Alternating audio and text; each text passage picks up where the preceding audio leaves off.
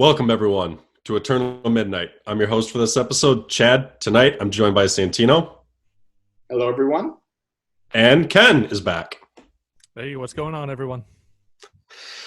So, kind of a morbid topic to say we're going to be covering tonight. So, everyone has at least one movie death they've seen that has impacted them emotionally. And if you don't have at least one, you either haven't watched enough movies or you're just a stone cold bastard. I don't know. But tonight we're going to be talking which 5 movie deaths probably affected us the most. Because at first I was going to say our 5 favorite movie deaths, but that sounds just awful. Wrong. So, Yeah. so we'll go with the 5 movie deaths that affected us the most. Santino, kick us off.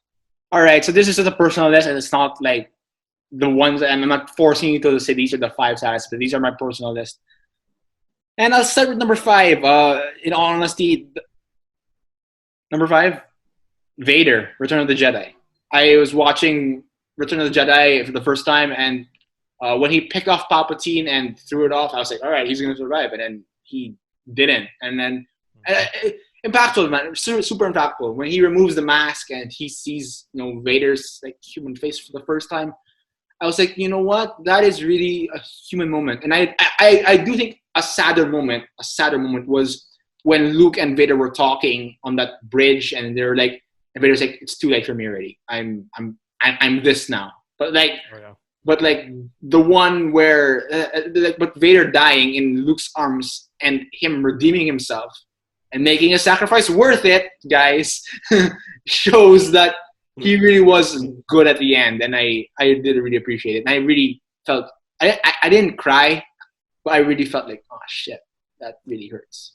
I gotta say, I think redemption deaths are some of the most impactful. Mm-hmm. Oh yeah, definitely. Yeah, self-sacrifice. Those are the ones that really get me pretty hard. Yeah, for sure. Definitely. And Vader's death would have been my number 6. I'll call that my honorable mention. All right, so yeah, that's number 5. Ken, what have you got for us? So my number 5, Chad, you might be mad at me for actually having it this low, but it's Littlefoot's mom from The Land Before Time. Okay. Oh, my Rough. goodness. It's just that moment of her just lying down in the rain coming down and Littlefoot just nuzzling his head against hers and saying, we have to go, we have to make it to the Great Valley. Devastating. It is. We'll say it during yours because we said it.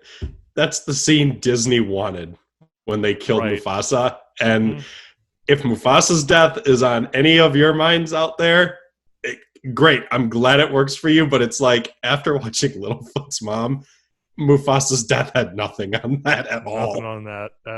I'm with you. And Don Bluth, who directed The Land Before Time, previously worked at Disney. And I don't know the circumstances whether he quit or got fired, but he quit and he took a couple animators with him. Okay. But yeah, Littlefoot's mom. I mean, that's another. I mean, it's not redemption, but it's self-sacrifice. So that's one that'll get you. Santino, have you seen The Land Before Time? Yeah, I have, and yeah, I was sad. But okay, full disclaimer: I didn't put any animal deaths on here. I'm sorry. Well, I'll say this. Actually, for my honorable mention, I'm gonna point this out. It's another Don Bluth movie. All Dogs Go to Heaven. Charlie. Oh, that's that another one. Too. But when I thought about it, I'm like, Littlefoot's mom edges him out. Don Bluth really knew how to murder animals and get our emotions going. Well, what was his quote? I think it's kids can handle anything so long as you give them a happy ending. I believe that's it, yeah. And it's true. Yeah, it's true.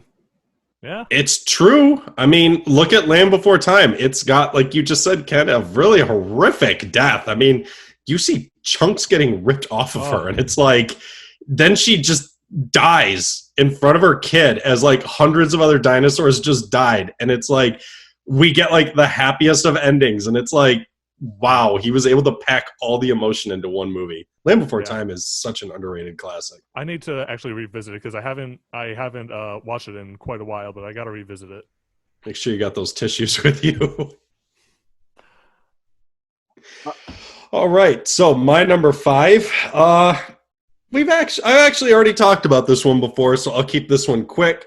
Godzilla. When Godzilla dies in Godzilla versus Destroya, it's any Godzilla fan out there will tell you it's just sad to watch. Godzilla watches his son get killed. He's on the verge of he almost died in his fight against Destroya, and he's been melting down this whole time. And just right after Destroya dies, Godzilla's left standing, still dying, beginning meltdown.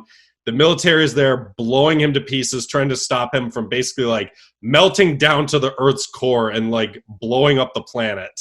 And you just see, the CGI isn't that great, but it's you just see Godzilla give one last roar as he just melts to pieces and he's gone.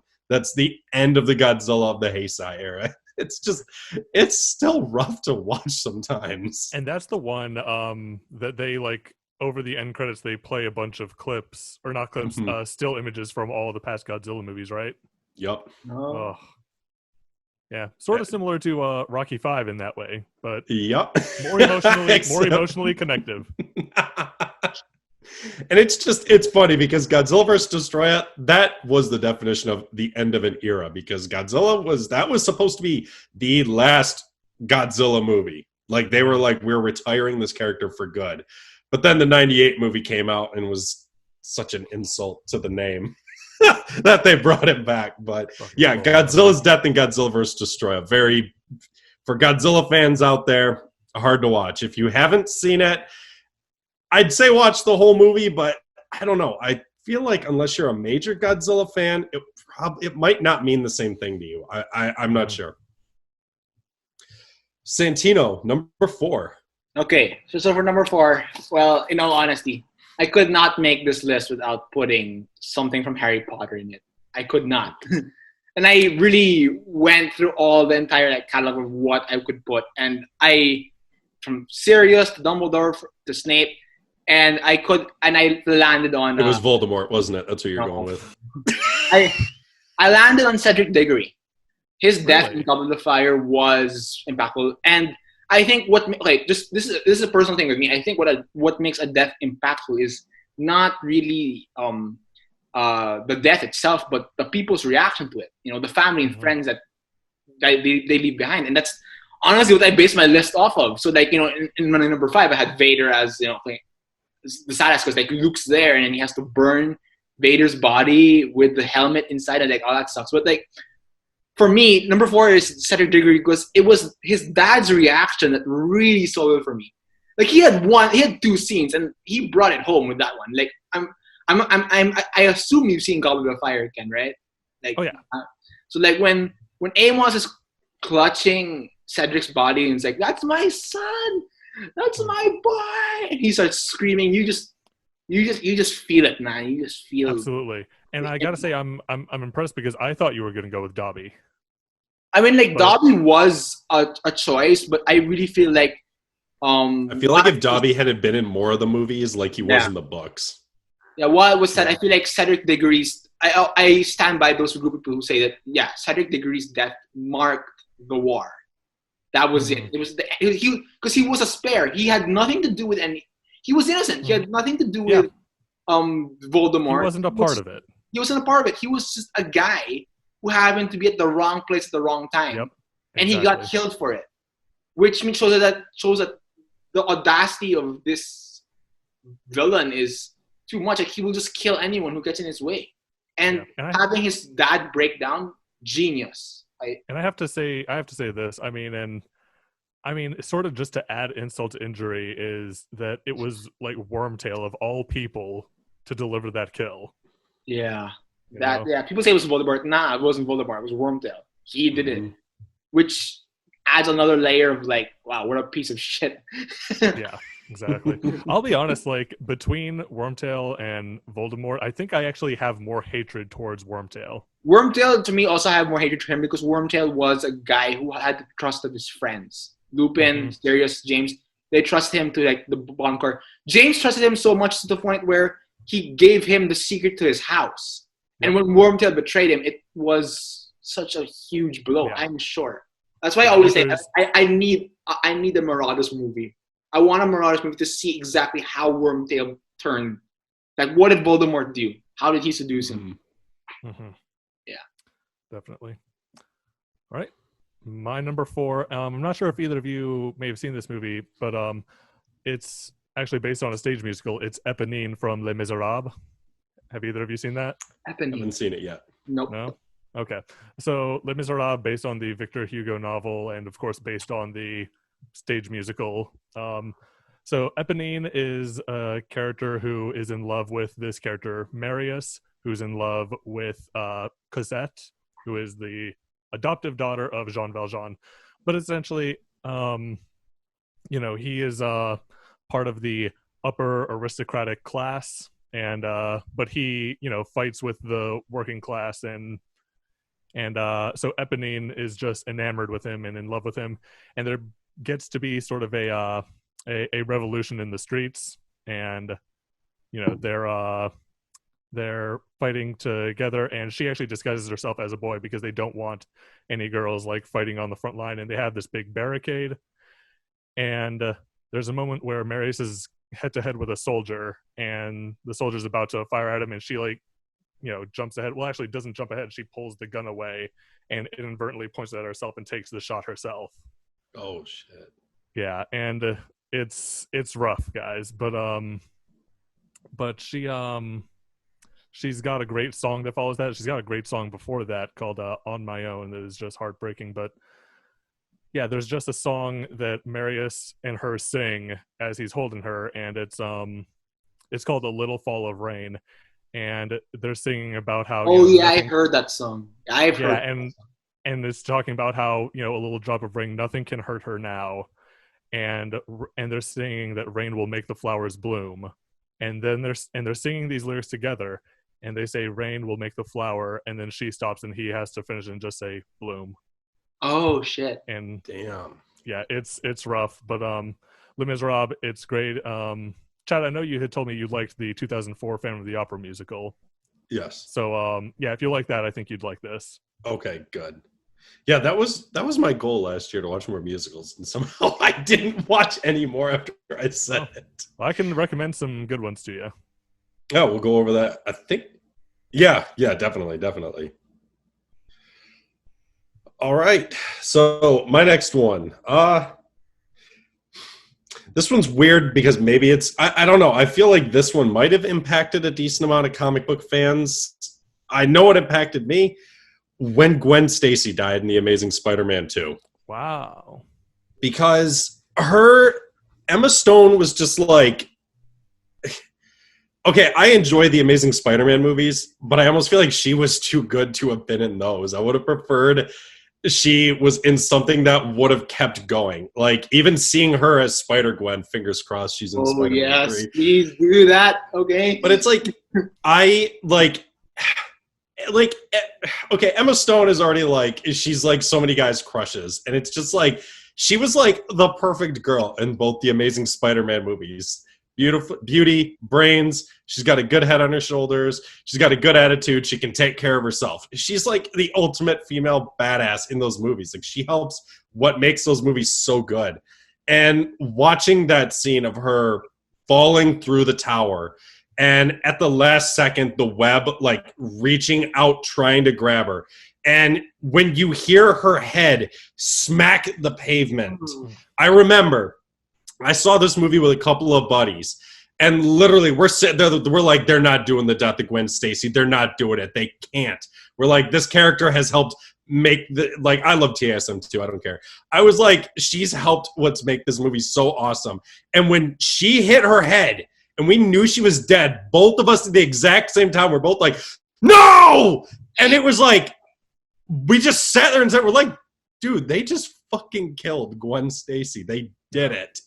And then when Spider-Man drops down, rips his mask off, and is like, wake up, and he's just like sobbing. It's just like, yeah, it's so heartbreaking watching. Oh, yeah. It hits me so hard, that scene, every single time I see it. Yeah. Wednesday, sorry. No, go ahead. Gwen Stacy death, like I remember watching it and like the cinema and the web. I had a feeling. I had a feeling like she was gonna die. Like the minute like the web had an outstretched hand, it looked like an outstretched hand. Like, oh shit, she's gonna get fucked, and she did.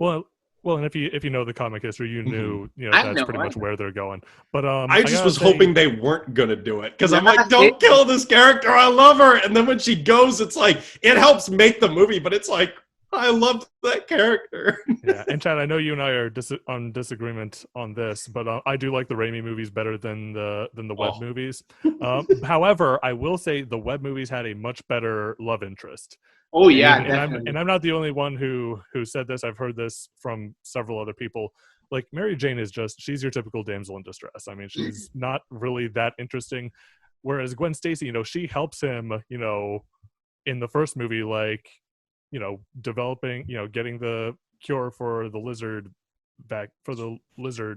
thing, and she's a part of it. She's really an integral part to what's going on, and she's not just someone there for him to save. So she's just naturally more interesting, and that just makes her death so much more tragic. We have yet to have a Spider-Man love interest that reaches the top tier. That was Gwen Stacy from the Amazing Spider-Man.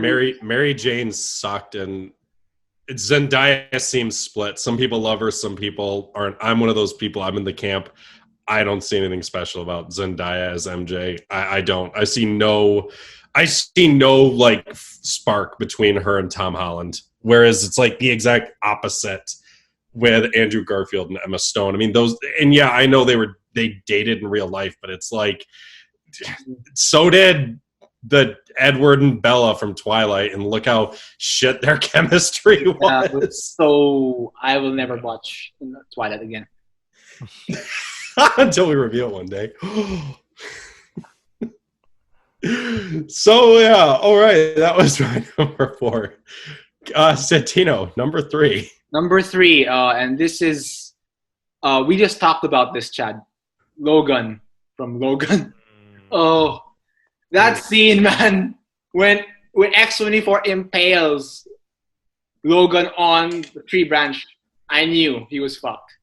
That was it. Yeah. It was just a matter of like, it's more of like, it's the slow degrading of like this, like Logan's like already in a bad place when he starts out, but it's his degradation, like his slow like death that hurts, and then when he just like, when the serum wears off, X-24 grabs him, impales him on the tree.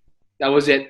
And the fact that it fulfills the prophecy of the Wolverine, like you're dead on your back, blood everywhere, holding your own heart. But it wasn't his actual heart, it was Laura. I was like, oh my God.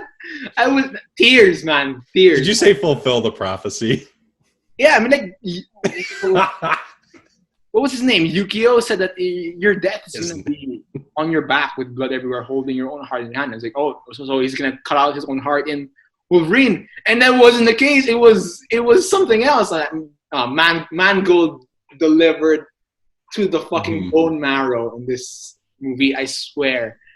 So let me just say, just total agreement that it's just the slow, because you see him dying throughout the movie. Yeah, you see him deteriorating. But let me just say, so I mean, it was pretty clear, he was dead and gone by the end of the movie. Me and so many other audience members were in the theater till the end of the credits, and I feel like there was an air of it, there was like a sense in the air, like we know it's probably not going to happen, but there's some sort of little hope in us that they'll have some sort of end credit scene, with like his claws coming out or something. But no, but it didn't happen. And when the credits stopped and the lights came on in the theater, there was just a loud audible in the audience. Yeah, and like it's like we knew it probably wasn't going to happen, but we were holding out hope, like maybe he'll come out.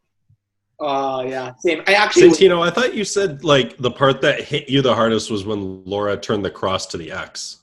Yeah, that was part of it, but like Logan's death as a whole, I mean, like that was and Logan's death and his burial was amazing, and I did like it. But like when he died, like I felt the pain. I mean, like he died fighting he basically knew when he injected himself with like the steroid shit, he was going to his death. Yeah. He knew, he's like, I'm going out. This is my last. I can turn away now, and live for a little while longer, or I can follow the kids and die. He So chose, it's like he went out like the hero that he is. yeah, and that's why Laura put the cross to the X. Logan was never really a religious man. He was an X-Man. He died fighting for what he believed in. I'm gonna stop talking because I'm gonna tear up again. I think I heard your voice crack a little there. Yeah, exactly. Alrighty, my number 3, and a lot of people might be upset at me for having it this low. I think a lot of people would want this to be number 1, but it's John Coffey from The Green Mile. Oh, that is the best. It's rough. That is the best. I mean, yeah, I mean, you guys know the story, right? I mean, it's the Stephen King story, and yeah, this man accused of child murder is on death row, and I mean, it's just, I mean, there's not much I can say that hasn't been said about this death, but it's just, and everyone talks about it, but it's the moment, they have him in the electric chair, and they're about to put the black cloak over him, and he says, "Don't put me in there, boss. I'm scared of the dark." And my God, just Michael Clark Duncan's acting there, just his face shaking with tears coming down his face, and you see Tom Hanks look at him, and and he's this prison guard, and he can't let his emotions come out too much, but you can see on his face he does not want to order this execution to happen, and just the soft soul that is John Coffey. I mean, it's and you can go into different directions with it, with it being the Jesus symbolism. His initials are JC. Yeah. I mean, there's a lot of directions you can go with that, but for me, it's the moment of just, they're about to put the black cloak over his face, and he says, "Don't put me in the dark. As is scared of the dark." It's oh shit. Yeah. and I watched it once. I'm never watching it again. Oh yeah, it's not a fun movie, but it's and then when they pull the lever and you just see his face like shaking and crying as he's okay, I'm just sulking now. Yeah. Anyway, we knew that would happen. I just rambled there. Anything you guys want to add to that one? I'm like Santino. I watched it once. I can't bring myself to watch that movie again. There's so many movies. There's so many good movies that I can only watch once, because it's like I finish it. It's like it was like the one time I watched Requiem for a Dream, and it was just like I could. That's not on my list, but it was like I could never bring I was actually glad a friend of mine stole it from me, because I was like, good. I'm never going to watch it again anyways. Yeah. It's too difficult. Another movie like that for me is David Lynch's The Elephant Man. Oh yeah. Yes, that's upsetting. I can't do that one again either. For me, it's The Green Mile, Schindler's List, Passion of the Christ. Those three are so good, but I will never watch them again. Yeah. Like I'll probably watch Schindler's List when I'm like 50 or something, because like I watched this once and I just lost hope for like humanity at the point. It's like, yeah, no kidding. It's like this is like the most depressing thing ever. Exactly. It just, I mean, like you just said, like those three movies, like Green Mile, Passion of the Christ, and Schindler's List. I mean, it just makes me so damn sad. Yeah. So my number 3 is Ken. You already said it. Littlefoot's mom. It's we basically already said everything, so I'll just keep this one brief. Yeah, this watching her get slaughtered, basically protecting her son, and then just saying her dying words to him in the rain as he doesn't understand why she can't get up, and just the camera's zooming out as she's, "I'll always be with you," and the next scene of him like in mourning, like basically just gave up on surviving. It's just it's really hard to watch. And then just even to build on it, the other scenes where he thinks he sees his mom, which was his shadow, that scene is just as heartbreaking. The clouds, him hearing his mom's voice and still chasing the clouds that looks like her, and yet somehow the movie still is able to end on a happy note, and it's just it's hard to watch. I mean, for people who've never seen Land Before Time, I mean, it's Ken and I are not underselling it or overselling it. It's very difficult to watch, and it messes me up now more as an adult than it ever did as a kid. I think there's also something to be said that even as a child, really with Littlefoot's mom's death, the most upsetting part is not seeing, her flesh be torn apart by this T-Rex. The most upsetting part is all those moments after, is Littlefoot nuzzling her face, and him seeing his shadow and thinking it's her. Those, and I just think, like as a child, the thing that upset me more was that, rather than seeing this kind dinosaur be ripped apart. Yeah, it's rough. Like I'm now I'm at the point where I'm ready to tear up. So Santino, what's your number 2? All right. Well, this one I'm sure you guys won't. Oh, Christ. In all honesty, I'm sorry. I don't care. Okay. At number 2, Tony Stark, Avengers. I'm sorry. Right? Tony Stark. I won't give you as much shit as Chad would. I'm not gonna give anyone any shit. Him killing himself. Yeah, I know. But okay, this is personal with me. Tony Stark was always my. These are all supposed to be personal. Yeah, Tony Stark was my way into the MCU, and he was. I remember watching the first Iron Man in theaters with my mom, and Endgame in theaters with my mom, and seeing him die and seeing him sacrifice himself.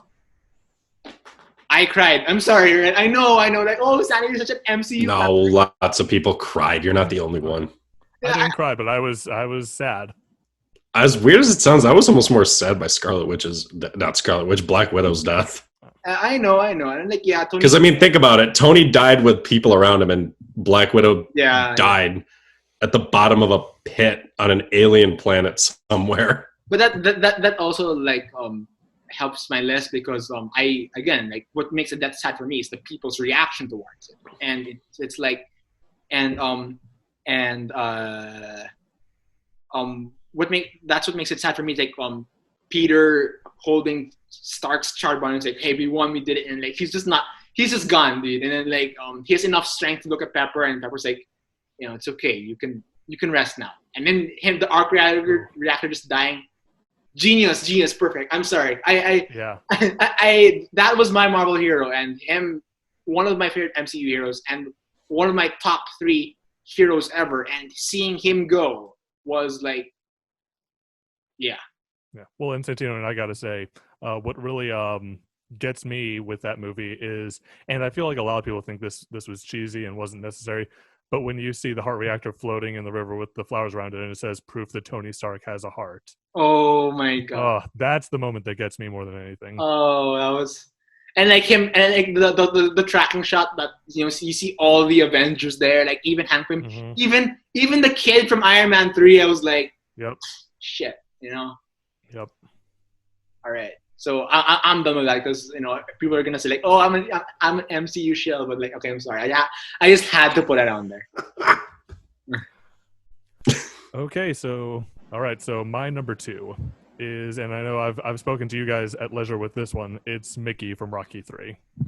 It gets me real bad because Rocky is at probably the lowest point in his boxing career, having just lost to the cocky asshole Clubber Lang, and he comes down to the locker room, and he sees Mickey laid out on this table, and he knows these are his final moments, and he gets down, and Mickey asks he asks the details of the fight, because in his final moments he wants to know what went on with this fight, and he says it was a knockout. He says, what round? Second round. He's just like, we did it, and Rocky has to sit there and lie to him and say, yeah, we did it, Mick. Oh. And rough. Just went and Mick's just got this rough, heavy breathing that he's doing because he's going into cardiac arrest. And then when the breathing just stops, the way Rocky screams his name, he's just like, Mickey, and just starts crying over his chest. And Adrian is there in the back, just wiping tears from her eyes. It's just, that's one. And like I said, I was 12 when I got into the Rocky movies. So 12-year-old me was just watching that, and I was just destroyed. And I got to say, Apollo's death in 4, that got me bad too. But the whole movie around that is just so over the top and crazy. But I've been rambling. Is there anything you guys want to say about Mickey's death? I that was the death I think that hurt me the most when I watched the Rock franchise for November. I was like, damn, when he got pushed, Clubber Lang, I was like, okay, I think he's gonna like be in a wheelchair. But like, when he died, I was like, oh no, he's dead. I was like, well, that sucks. But like again, it didn't impact me a lot. It's like I was not really attached to him like I was to these others. But like yeah, you know, like, I really Mickey's death was rough to watch, and I know you probably don't agree with me on this one, but like to me, I think mine was the fact that Adrian was gone at the beginning of Rocky Balboa, and just basically watching Rocky walk Paulie through the steps of trying to remember her every year, and Paulie doing the I can't keep doing this. It was just like watching, for me at least, watching Rocky's pain of losing Adrian was like the saddest death, we'll say, for me of those, because it was just like we didn't see it, but we felt it. Yeah, and that's why that one didn't make my list, because it wasn't during the movie. But yeah, I think the beginning of Rocky Balboa, with knowing Adrian's gone, probably does impact me more than Mickey's death. Yeah, we're now we're getting up near the top. It's all right. My number 2.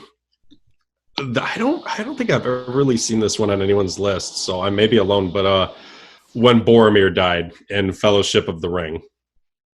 Just watching it, like Boromir, like we did our retrospective of this earlier in the year, and then I rewatched them all again a few weeks ago, just because I'm like hooked on Lord of the Rings heavily now, and it's just Boromir is like my like second favorite character of all of Lord of the Rings, and just watching this broken man doing his best to still fight on for his city, that he doesn't have to do this, but he's fighting for his city.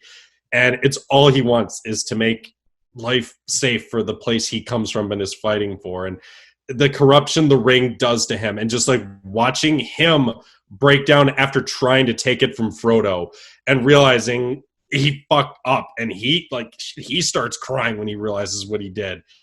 And then the orcs show up, and Boromir just runs in, ready to fight, save the day. Suddenly, wham, gets hit with that one arrow. And then it's just like, oh shit, like this doesn't take place in modern day. He's got a giant arrow that's like 2 feet long sticking out of him. And this thing is enormous. He's gone.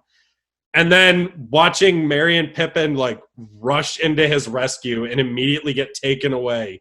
And then he gets his second win and gets up. And by the end of it, he's filled with arrows, and he basically fights to his dying breath.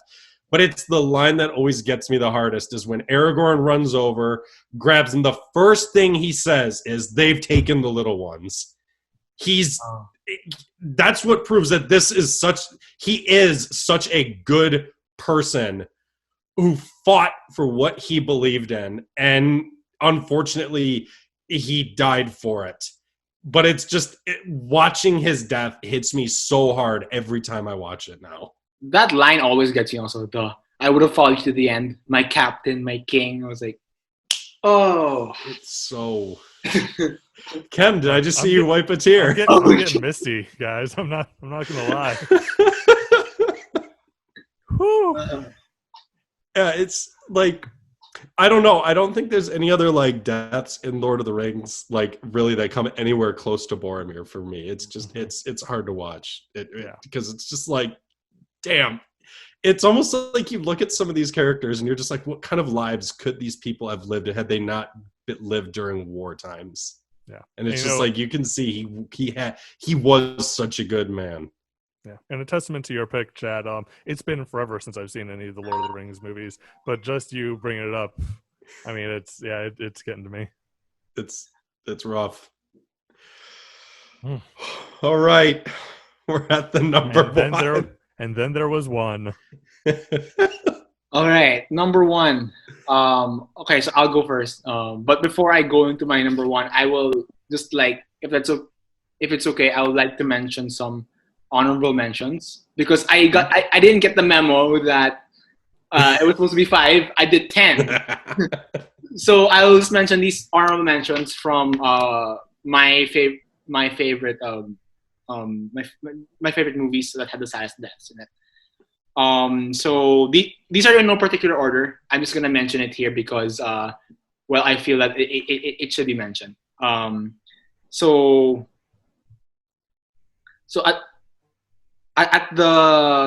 here are these honor mentions. My number five. These five. Beth March from Little Women 2019. I'm not sure if you guys seen it, but she was a sister of one of the March sisters who died, and she died of yellow fever. And it was the way she it wasn't like shown that she died, but the way her mom reacted was really hurtful. Uncle Aaron from Spider-Verse. When Miles was clutching, Uncle Aaron's dead, like as he was about to die, and Uncle Aaron's like, "You're the best of all of us. You're on your way." Paralleling Uncle Ben, perfect. Private Blake from 1917, if you've seen it, he was a soldier who it was a two-man job. He got knifed in the throat, and his last words were, "Find my brother, tell him that I died with honor," and all that. That was really beautiful. M from Skyfall was really hurtful for me. Her bleeding out was one of those like, oh my god, I can't believe that they actually did that. And Michael Corleone from The Godfather Part 3. Him losing everything and just his daughter, his respect for his family, his crime empire, and him dying alone with no one to be with him. Yeah, that's solid for me. All right, so my number one is not from any comic book movie. It's not from any blockbuster. It's the death that hit me the most. It's from one of my favorite films of all time. The death of Baby Dawn, Trainspotting. Wow. The death of Baby Dawn. The death of Baby Dawn in Trainspotting is one of those moments where I literally legitimately did not see it coming. Was so blindsided, and I teared up because this was an innocent child, and it was from the fact that all these people I mentioned died like heroic deaths. Even Cedric Diggory, who was just there at the wrong place at the wrong time, at least he did something. This baby was so innocent. She was a year old. She had nothing. She could have lived a full life, but because Mark Renton and his friends were heroin addicts, the baby died of the neglect. So again, it was the mom's reaction towards it. When the camera pans to the crib and you see the dead baby and the eyes are just gone, saliva's coming out, and you can tell, like, I actually thought they killed the dead baby. It's like, holy shit. Like, first I was shocked, then I started crying because I was like, this baby died and she could have lived a full life, but she didn't. And Chad, when you watch it later for February, you will see also like the way it's shot. Danny Boyle knows how to do a good death scene, and the way the mom reacted to it. She's just on the floor screaming like, ah, ah, and she's holding the crib, and everyone's just like looking in shock because of the fact that this baby that they were supposed to take care of died, and they could have saved it, but they were heroin addicts and they didn't save it at all. So that to me was like, that is the number one death that really impacted me, because it wasn't even a kid, it was a baby, and it could have been avoided. So yeah, that was the one that really like, oh fuck. And it made me, honestly, the first time I watched Trainspotting, it made me contemplate of like, I should probably like throw this movie in the trash, but I finished it, and after gradual rewatches, I was like, this became one of my favorite movies of all time. And Chad, when you watch it, there's a scene involving that same baby, which gave me nightmares. But I will not get into it because I wanted to see it for yourself. So yeah. Oh. So I've never seen Trainspotting. Oh. Now you should. I think you should join us for Trainspotting and T2 Trainspotting in February. I think you should. Alrighty. I think you should watch it. Absolutely. I'll see if my heart can take it. Oh man, you're gonna really like. Even if I just spoil it for you, you're really gonna like. Oh, I'm sure. Years for sure, because it's the way it was filmed that was really disturbing. Like the way, like the practical effects was like, Danny Boyle had no CGI in his movie. The practical effects of that baby were so good. I actually thought they killed a real baby. I was like, no. And I was like, but yeah. As big a movie guy as I am, I think I surprise a lot of people when I say I'm not as worried about spoilers as a lot of people are. If there are certain ones I feel like I should really avoid, I will, but they don't really bother me as much. But okay. So Ken, mine did you have any honorable mentions? I just thought if Santino's going to list out some honorable mentions, I'll list them off too. Did you? Yeah, I've got a few. All right, cool. So a couple of honorable mentions for me. I already mentioned Charlie from All Dogs Go to Heaven. You know, it's just when he finally does let go and the little girl just gives him a hug and she's just like, goodbye, Charlie. It's oof. And then you find out what really happened to her in real life, and it just makes it all the worse. Mm-hmm. My God. But anyways, so aside from that, John Merrick, historically actually Joseph Merrick from The Elephant Man. It's heartbreaking how that movie ends. Bela Lugosi in Tim Burton's Ed Wood. Oh, That one is, yeah, that one actually, I mean, you don't actually see it on screen, but, you know, when Ed Wood it's like late at night and he's getting a phone call, and he's like, Wood Productions, and you just see Johnny Depp's face, just the heartbreak that hits him when he gets this news, and then it just cuts to Bela Lugosi's funeral. Tom Robinson from To Kill a Mockingbird. I mean, that's another one you don't see it on screen, but just the court hearing that leads up to it, and you know that, you know, all the cards are stacked against him, and there's just not going to be a happy ending here. But you don't see it on screen, but it gets me. The dad, whose name escapes me, from Train to Busan. oh, That's yeah. Chad. Have you seen Train to Busan? No. You should. Not yet. I know. You love zombie movies. That's like the #1 ever. That might be, outside of Night of the Living Dead, it might be my favorite zombie movie. But I mean, just the ending, and that's actually a case. I'm gonna eat my own words here and say I don't want to spoil that one for you, Chad. Don't. Yeah. And last final honorable mention actually is not a death, it's a fake out death, and that's why I couldn't put it on the list. But Shadow in Homeward Bound, the incredible journey.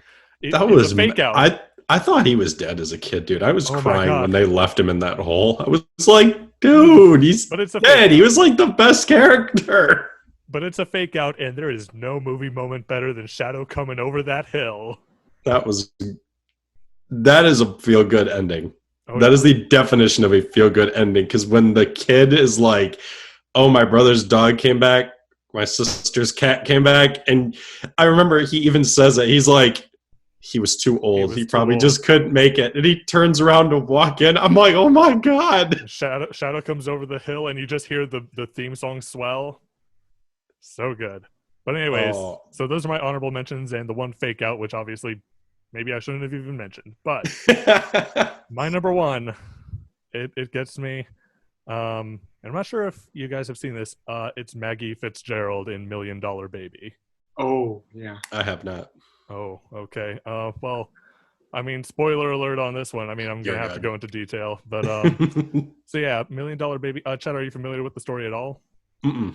Okay, so it's a Clint Eastwood movie. It came out in about, I think, 2005. And Hilary Swank plays... Oh, the boxing one, right? Yep. She plays Maggie Fitzgerald, who, you know, she's a young boxer and she wants to really start building a career.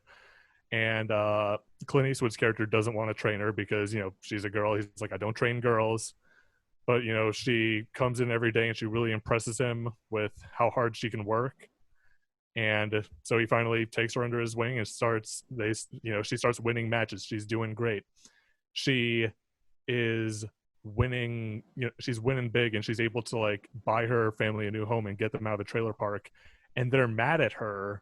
They're mad at her because them getting a new house is probably going to get them off of food stamps and welfare. And they're angry with her about this. It's just like, oh, fuck your family, man. And it's just, but you know, she eventually she just scoffs at them and she just keeps moving up, and then she gets one final fight, and they forget to take her stool that she sits on out from the ring, and the other fighter delivers this blow to her face, and she falls down and hits her head on the stool and snaps her neck. No way. And then she's in the hospital, and she asks Clint Eastwood, she says to Clint Eastwood's character, she's like, I don't want to live like this. And she asks him to pull the plug on her. And he's just like, I can't do it. Her family comes in, and they've all gone to Disney World on her dime, and they're asking her to like sign these papers or whatever so they can buy something. And that her family's infuriating in this movie. Oh, fuck me. And family in that movie. Sorry? I hate the family in that movie. Oh yeah. And then eventually, you know, Clint Eastwood just sees how much pain she's in, and she can't walk, she can't speak full sentences. It's rough. And so he comes in, and he like has this, he's gonna like inject air into her IV, and he says to her, it's like, and he looks her in the eye and he says, it's gonna be just like going to sleep. Just let it go, and you'll be let out of this. And then he just pulls the plug on her, and it just ends with him just walking out of the hospital, and she's done. God. Hoof. Hoof. Yeah. Maggie Fitzgerald, $1 Million Baby. It's Chad, I think guys, I think you're gonna have to put a big like spoiler alert like, at the beginning of this one. I mean, that sort of goes without saying, talking about deaths, right? My, that one. That's the one. That is rough, and I'm sure that would have been on my list if I'd seen it. But I'm gonna watch it now. You spoiled it for me, you prick. But I will say, great performances. You know, Hilary Swank won Best Lead Actress. Morgan Freeman is in there. He wins Best Supporting Actor. Nice. Clint Eastwood was nominated for Best Lead Actor. He won for Best Director. Oh, nice. Yeah, but it's fantastic. I'm looking forward to seeing it now. I believe it won Best Picture too. I think it did too. Yeah, there it is. All right, so my top, my honorable mentions, I guess. We said one, Vader. Artax from The Neverending Story. Any kid who watched that knows that definitely traumatized you. Okay, this is a weird one. When Dave's dad dies in Kick-Ass 2, the way Dave sells it is so rough. And it's like, that probably would have been on my list. Maybe if we'd known the dad a little better. But we barely got to see enough of him in Kick-Ass 2 and almost nothing in the first one. So it was like, but it was Dave's performance of his dad getting killed that really made that scene impactful. And then in all honesty, I probably should have had this one on my list now that I think about it. But I don't know if you guys have ever heard of the movie. It's called The Mighty. No? Okay. It's basically about two boys. One is a kid with some kind of like muscular disorder, and the other one is kind of like a kid who's like, he's huge for his age, but it's like he kind of like gets bullied and like is antisocial from everyone. And him and this kid, Kevin, become really good friends, and Kevin's telling him, yeah, I've got this disease, but they're working on a cure. Don't worry. And the movie goes along, lots of adventures happen, they become really good friends, and like right before it ends, like the kid Max wakes up one day, hears an ambulance outside, runs outside, it's like they won't let him in, and Kevin's mom is like, he's gone, you need just go home, and like she's all distraught, and Max runs to the hospital that Kevin always told him they were like getting the cure for him. And he goes into the wing of the hospital that Kevin said they were working on the cure, and it's actually just like the laundry room. And Max realizes there never was a cure for Kevin, and Kevin was always going to die as at short of a life as he did. And just the way the kid sells the scene of realizing his best friend is dead is just really devastating. Yeah, I probably should have had that one on my list, but on to my number one. My number one is Ricky from Boys in the Hood. Whoa! And I've never seen that. Okay, so Ken, I can tell by your reaction, you've seen it. Okay, so Boys in the Hood is a story of a group of kids growing up in South Central Los Angeles. And like the first half of the movie is about them as like really little kids, like, 7, 8, 9. The second half of the film is them all older, like seniors in high school, a little bit older than that. And one of the boys, Ricky, is like the only one who, well, Trey's got plenty of promise in him too, but Trey comes from a relatively well-managed household, we'll call it, whereas Ricky comes from a shithole. Like his older brother is like openly a gang member, basically. Mm-hmm. And Ricky basically takes the SATs, hoping to get out of here, go to college, get his life going. But he's still like part of this world. Like, he's already got a kid and he hasn't even finished high school yet. And Trey and Ricky go to the store at one point, and earlier in the movie, Ricky and another guy got into an altercation, and they're walking home and they see the guys chasing them in their car. So they run. And right when you think they got away, and the way it's filmed is it just adds to it so much.